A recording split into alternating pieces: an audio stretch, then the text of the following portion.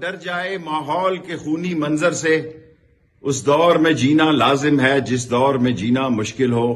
میں آج ہی کل لبرٹی چوک 11 بجے عمران خان کی لانگ مارچ میں شرکت کے لیے لاہور پہنچ گیا ہوں، کیونکہ اسلام آباد میں میرے لیے حالات بہتر نہیں تھے۔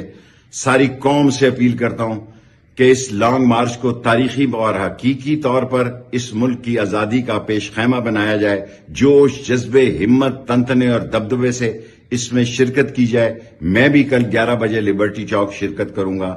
آج 5 بجے اس لانگ مارچ کی حمایت میں اور ارشد شریف کو خراج عقیدت پیش کرنے کے لیے آج شام 5 بجے ڈیفنس میں اہم پریس کانفرنس کروں گا۔ پاکستان زندہ باد، نبی کا جھنڈا بلند کریں گے، کالا کالا رسول اللہ کا علم بلند کریں گے اور اس لانگ مارچ کو انشاءاللہ کامیاب کریں گے۔